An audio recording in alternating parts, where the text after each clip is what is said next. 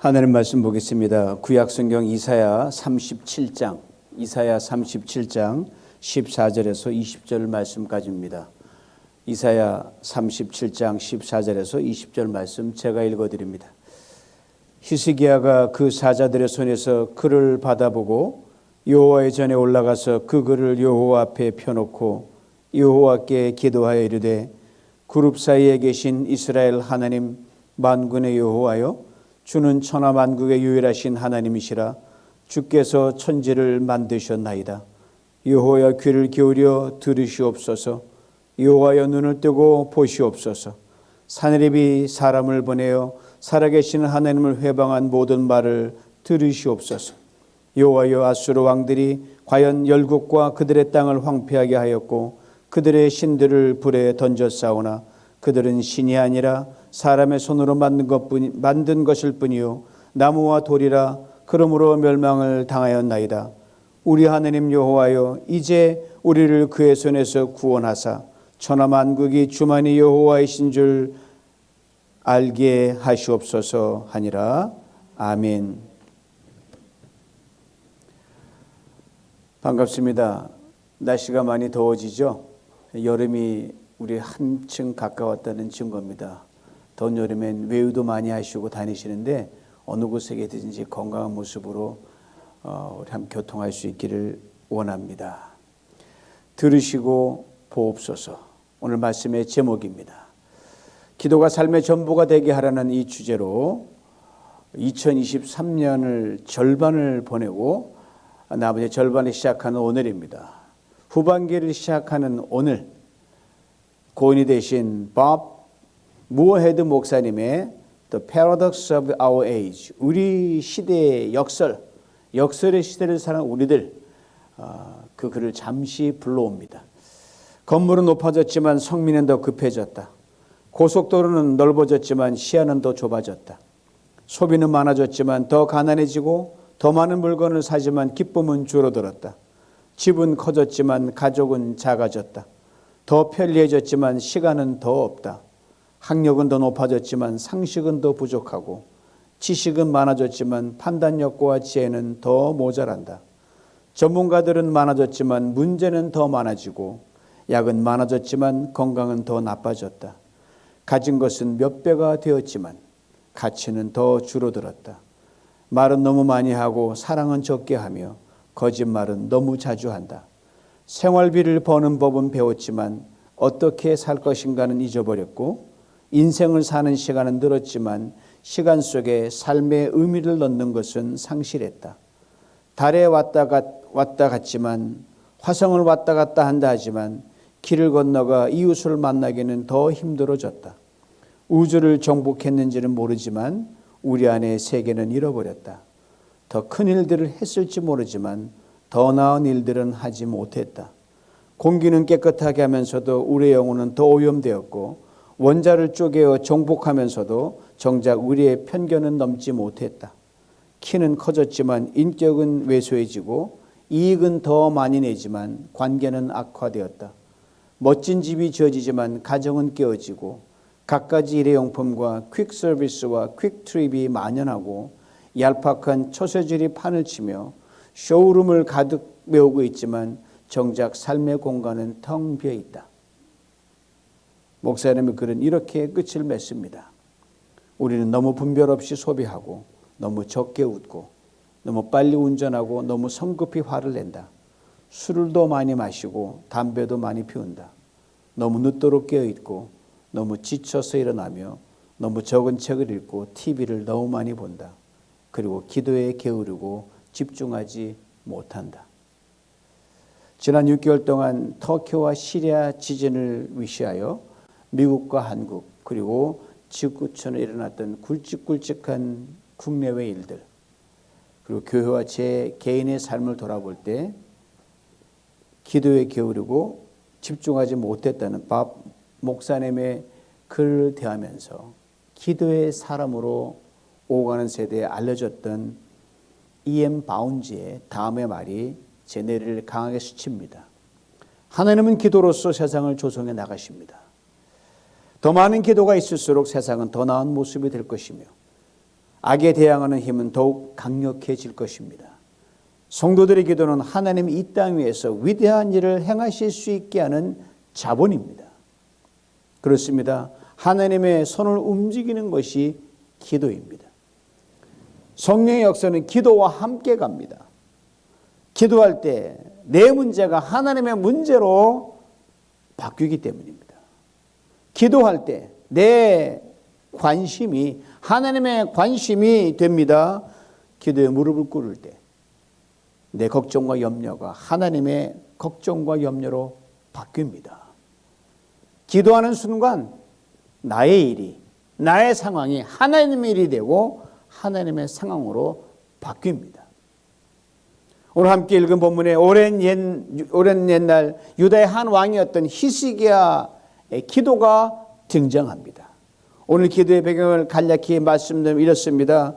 히스기야가 유대의 왕으로 있을 때 아수라는 큰 제국이 2번 연거푸 침략을 해옵니다. 못 살겠는 거예요. 선친과는 달리 친아수르주를 버리고 오직 하나님만 의지하려고 했는데 이 큰 대국에 이 히스기야 왕이 괘씸죄에 걸려든 겁니다. 오늘도 강대국이 마음에 안 들면 그냥 시달림을 받잖아요. 영 못 살겠는 거예요. 그런 일이 벌어진 거예요. 첫 번째 침략을 받았을 때 히스기야는 좋은 게 좋다. 뭐 고생당할 게 있냐고 나름대로 힘껏 정성껏 다해서 바리바리 선물을 싸가지고 사태를 무마시켰습니다. 그런데 얼마 후 2번째 침략을 받게 되었는데 이전보다 상황이 훨씬 악화된 겁니다. 특별히 당시 아수르 왕 사네립이 보냈던 이 특사 랍삭이라는 이 친구가 입에 담을 수 없는 그런 욕과 그런 거친 말로 공갈과 협박을 수시로 해댑니다. 유다의 대신들을 회유하여 백성들을 선동하기 시작합니다. 그러나 히스기야의 명령을 받은 시날로가 백성들이 이 랍삭의 말을 들은 척도 하지 않고 조금도 동요하는 기색이 없자 랍삭이가 발걸음을 되돌리게 됩니다. 잠시 숨을 돌린 히스기야가 선지자 이사야에게 사람을 보내어서 이 다급한 상황을 합니다. 여기까지는 잘 넘겼는데 큰일 났습니다. 그때 다급한 상황을 성경은 이렇게 증거합니다. 오늘은 환난과 징계와 굴욕의 날입니다. 아이를 낳으려 하나 낳을 힘이 없는 산모와도 같습니다. 힘을 주는데 온몸에 힘이 안 들어가는 경험 해보셨습니까? 그거예요. 누가 도와주지 않으면 죽게 되었다, 망하게 되었다 이 말입니다. 그런데 시날로가 백성들의 무반응에 발걸음을 돌려 아수르로 돌아가던 랍사게가 자기 왕이 전쟁하려 출조한 것을 알고 도중에 왕을 만나게 돼요. 그리고 왕으로부터 히스기야 왕에게 보낼 편지를 받아가지고 사람을 통해 히스기야 왕에게 전달하게 됩니다. 겁박 편지죠. 골자가 이겁니다. 너희 나라를 구해줄 왕이 있더냐? 이제 신들은 없다. 여호와가 뭐 어딨냐? 즉각 항복하라 이거예요. 오늘 보면은 항복을 구하냐는 편지를 받아든 히스기야 왕이 맨 먼저 어떻게 반응했는지에 대해서 이렇게 설명합니다. 14절입니다. 히스기야가 그 사자들의 손에서 글을 받아보고 여호와 전에 올라가서 그 글을 여호와 앞에 펴놓고 사자들의 손에서 글을 받아보고라고 했습니다. 글이라 했는데 좀 더 정확하게 설명하면 편지예요. 흉한 소식을 담은 편지입니다. 절망을 담은 편지입니다. 슬픔을 담은 편지입니다. 받아보고란 말은요, 큰 소리로 읽는다는 거예요. 울부짖으면서 읽는다는 거예요. 이것만 보더라도 이 흉한 편지를 받고 히스기야 왕이 얼마나 괴롭고 힘들었는지를 알 수가 있습니다. 왕이 체면이 어디서 나라가 망하게 생기는데 대공 안에 다 들도록 대성통곡을 하고 울면서 크게 이 편지를 읽습니다. 여호와의 전에 올라가서라고 했습니다.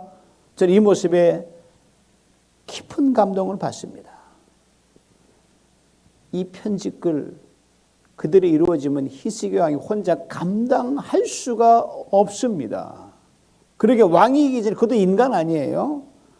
엄청난 슬픔과 원통함을 가까이 있는 친아들에게 좀 털어놔요. 여러분, 오픈하면 좀 마음이 시원해진다 그러잖아요. 오픈해도 안 될 때가 있는 게 인생이래요, 여러분. 나누고 싶었는데 나도 내가 힘이 없는데 이 신하가 뭐 힘이 있겠어요? No comment. 이게 기가 막힌 거예요.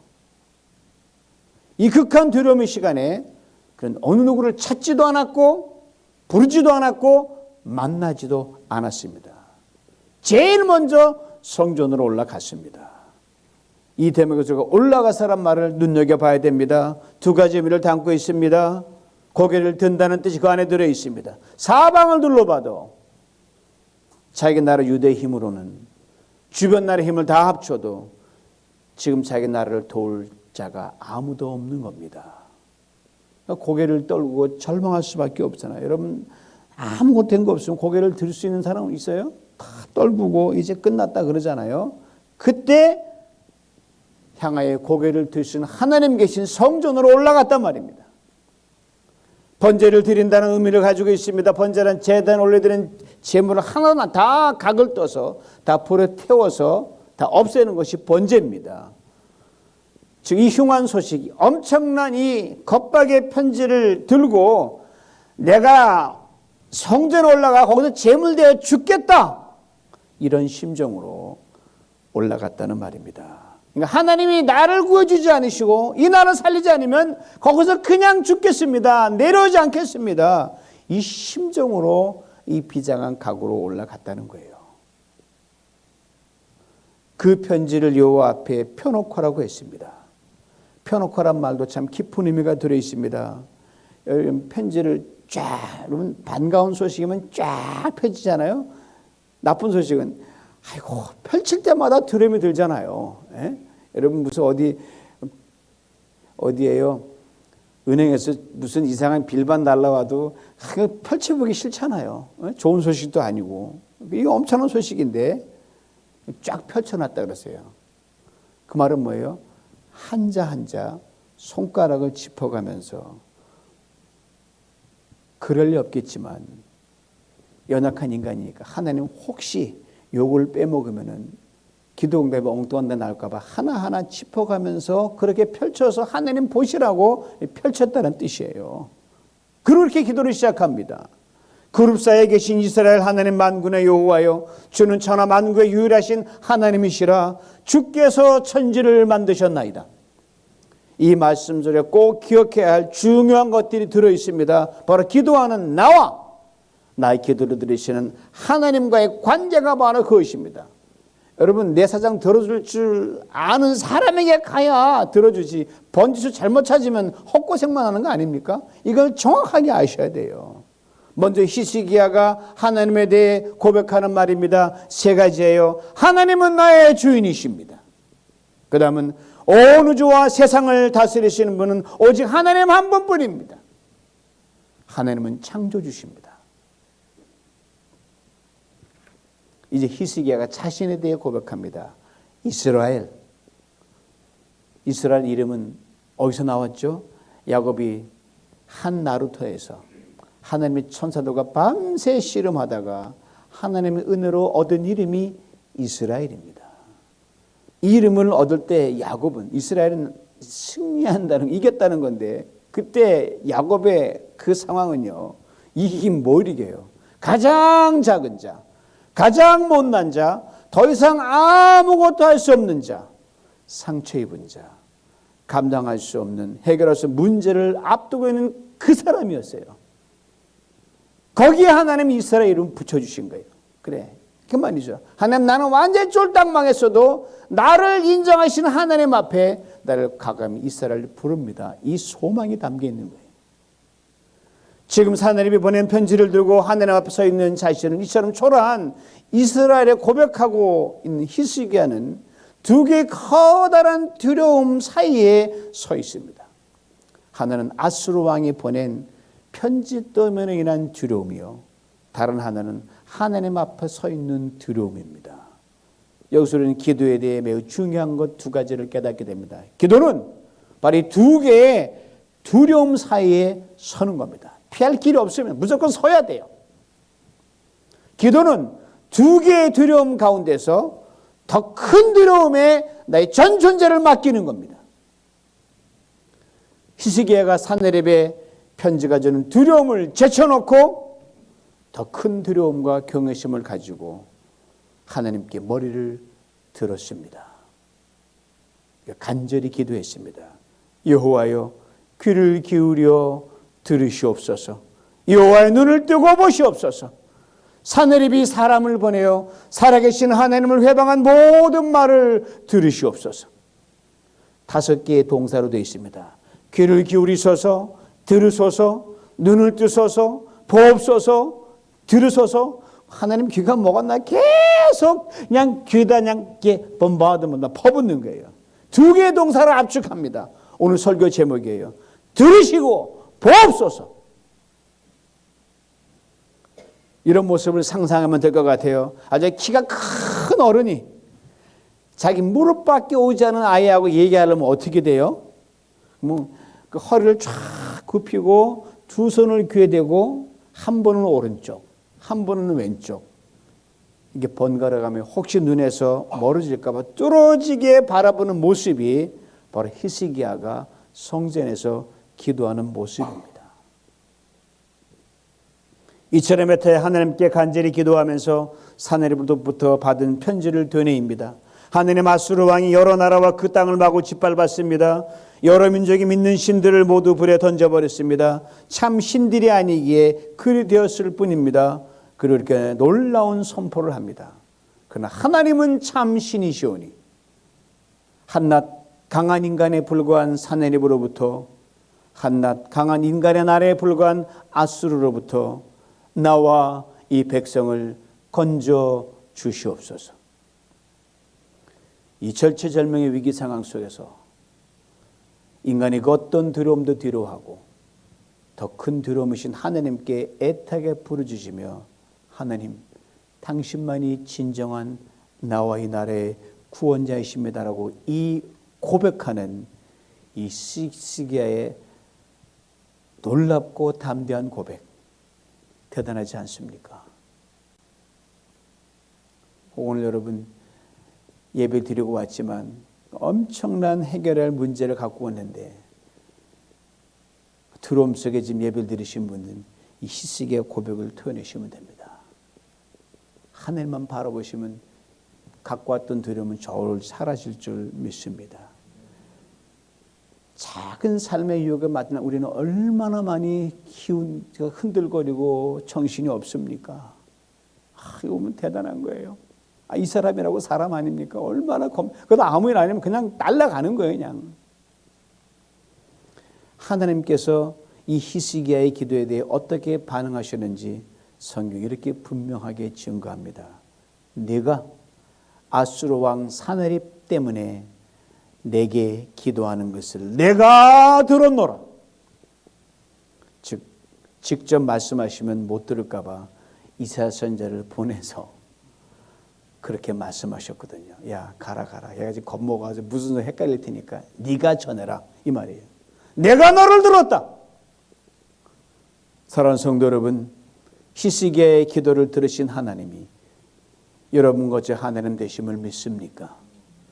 그렇다면 우리도 히스기야처럼 우리 인생의 크고 작은 두려움, 슬픔, 흉한 소식, 걱정, 근심, 문제 소식을 담은 편지를 받을 때마다 그 편지를 그대로 들고 활짝 펴서 큰 소리로 외치며 하나님께 나아갈 수 있기를 간절히 원합니다.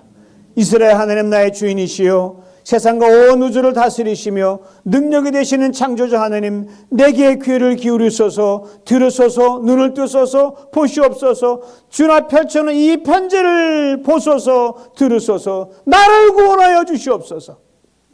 하나님 안 들으시겠습니까? 이제 막 시작한 2023년 후반기입니다. 한 해 남은 반년의 시간을 살아가면서 우리가 또 어떤 편지를 받아들일지 알 길이 없습니다. 두려움의 편지를 받을지, 염려의 편지를 받을지, 슬픔의 편지일지, 그거 작은 문제의 편지일지, 아니면 너 이상 더 이상 회사에 나오지 마라 핑크 슬립까지 받을지 아무도 모르는 거예요. 그 어떤 편지를 받든 간에 기도하는 사람으로 하나님께 나아가 우리 그 편지를 펼쳐들고 간절히 기도할 수 있다면 우리에게는 소망이 있습니다. 구원이 있습니다. 평강이 있습니다. 히스기야가 그랬던 것처럼 말입니다. 엊그제 목요일 정기검전에 제가 위내시경을 받았습니다. 지난주에 어느 성도님께서 이런 카톡을 보내주셨어요. 목사님, 30일 위내시경 받는 날 기도할게요. 얼마나 귀한지 몰라요. 전화 신방을 하던 중 건강 얘기가 나왔고요. 저도 위내시경을 받게 될 것이라고 말씀을 드렸는데 잊지 않으시고 카톡을 보내주셨어요. 새벽에 일찍 일어나는데 다른 날보다 몸도 마음도 그냥 훨씬 가벼운 거예요. 그리고 병원에 도착해 침대에 딱 누워 닥터를 기다리는데 그렇게 마음이 평안할 수 없더라고요. 이게 침대인지 병실 의자인지 도저히 구분이 안 가는 거예요. 저를 위해 그 집사람께서 기도하셨기 때문입니다. 그렇습니다.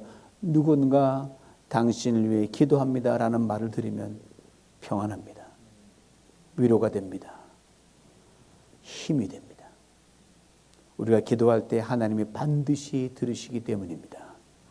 우리가 기도할 때 하나님이 반드시 보시기 때문입니다. 기도하는 우리의 모습을 보시고 우리의 절박한 상황을 보십니다. 작은 일이든 큰 일이든 하나님은 우리의 기도를 통해서 일하십니다.